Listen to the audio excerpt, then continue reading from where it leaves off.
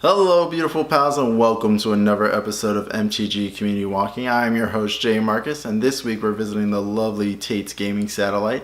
If you wish to visit, we put the address and hours of operation in the description below.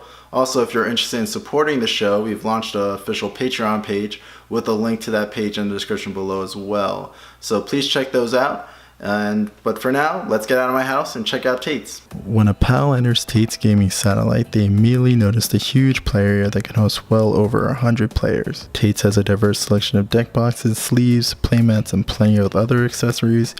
Their board game selection is also huge, from Star Wars X-Wing, Warhammer 40k, War Machine, Dungeons & Dragons rulebooks, and more.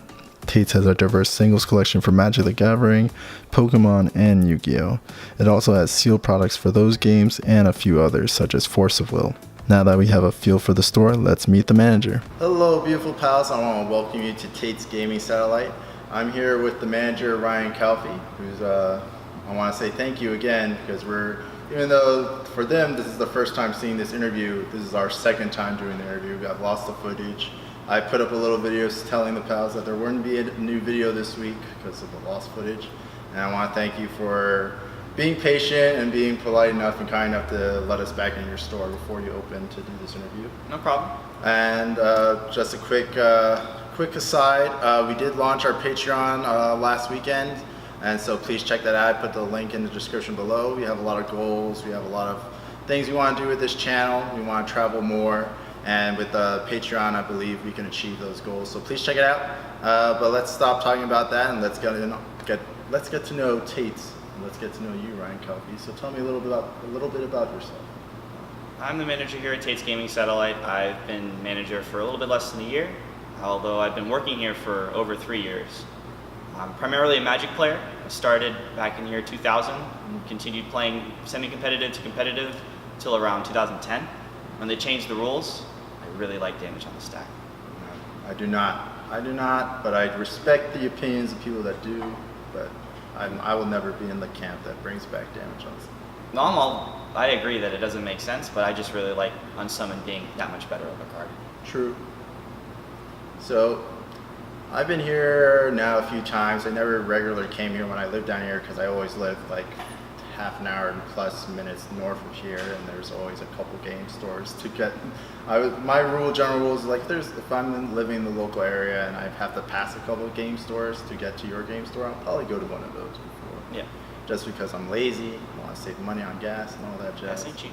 And but now I've been coming here a few times, so I've experienced the store a couple of times. But what do you want that first-time customer or returning customer to experience when they get here? Well, for the first-time customer, we would like them to have a sense of wonder, just walk in and say, wow.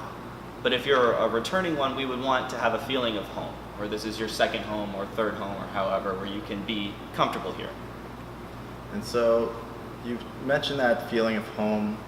Does that grow with the culture? Like, is that instilled with the culture of your store, with the player base? Because I know the employees can always make it feel like home, but sometimes it also requires like the whole thing to where you want the store to feel welcome. You want the players also to feel welcome. Does Tate's cultivate such a culture here? Well, we certainly try to.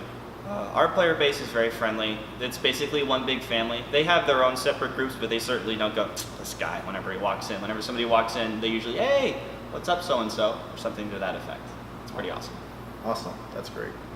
Well, Ryan, we're going to take a little break. I'm going to go snag one of your players and do a quick little interview of what brings him to Tate's, pick his mind a little bit about Magic, and we'll see you guys, see you pals in a few. Bye. Hello pals, we're taking a little moment between the interview with Calfee to get a little interview with one of their employees, customers, judge of the store, Dylan Rosen. Good friend. Thank you, Jay. Thank you for taking the time out of your day, out of your work day to do this, and out of the tournament that we both didn't do too hot in. These things happen. Magic's the type of game where you need to be able to take your losses in stride, or just you need to be able to come back and play in the next one. That's a big thing. All right, Dylan. So tell me how you end up at Tate's. What makes this your store to come to? Taste was just one of those where when I came back from college, I got into Magic while I was at college, And it was summer break, came back, and Tate's was the closest store to me. I checked it out, I enjoyed it. I had to go back to college, but once I came back, this became my permanent home for Magic. It's just something where I enjoy the people, I enjoy the atmosphere. People are very, very knowledgeable. I became a lot better, obviously, than I used to be when I first started. Awesome. And now you've become, we've both judged a couple of events together. Tell me what brought you into that world. Judging was just something where I was always the kind of person who, wanted to know the rules, how did board games work, how did card games work, that sort of thing. And so I was always just kind of a rules buff. And so the nice thing about Magic is that there's a judge program. You can actually just officially be the rules buff for your store or for your area. And so that's something where I was a rules advisor for a time, and I actually wanted to become a level 1, and so I did. It was nice. Paul helped me out through it. Awesome. One quick question before we go. What you play today in the tournament? I played Green White Angels. I played Green White Tokens before Eldritch Moon came out, and I really wanted to continue that trend. I like most of the Angels that came out of Eldritch Moon. The deck feels good. I didn't have as much practice with it as I wanted, but I think it's something I'll continue to play going forward. Awesome. Well, thank you for this interview. I'm going to take it away to future Jay Marcus and Ryan Calfee, and take it easy, guys. Thanks. And welcome back. I'm still here with Calfee, and we're in a new little segment, a new little question that we try to do for every episode, and we try to change it up every episode, so no two stores is ever alike. And this week, your question is, tell us interesting story or stories, if you have multiple good ones, or multiple good short ones. We don't need hour-long epics here. Funny or insane or crazy story that you've experienced since you've worked here. Okay, I got one for you. It takes place at my house. I get a phone call from a number that is not in my contacts, and stupid me, I answer it. And I hear the voice of a very cranky old lady. Hello? Yes, how can I help you? Yeah, I was just at your store, and the guy behind the counter was so rude, and he wouldn't let me do an exchange for a pack of sleeves. $3.99, $3.99, $3.99. At that point, I don't know what else she said, because I pulled the phone away from my ear, looking around like, put the phone back to my ear, $3.99, $3.99, $3.99. So I don't know how I can help you. I'm not at the store. So I drove all the way from Coral Springs. Again, I don't know what she said because I pulled the phone away from my ear. I'm in Coral Springs right now. Back, $3.99, $3.99. I drove 20 minutes to get here. 20 whole minutes. I make that drive every day. And so I don't know what you want me to do. If you don't have a receipt, company policy, don't do a refund. I said, no, I don't want a refund. I just want an exchange. $3.99, $3.99. It's like, well, I'm not in the store. What would you have me do? I want you to call the guy behind the counter. At that point, whoa. How did you get this number? The guy behind the counter gave it to me. Oh no. Don't do it, folks. Not cool. Yeah.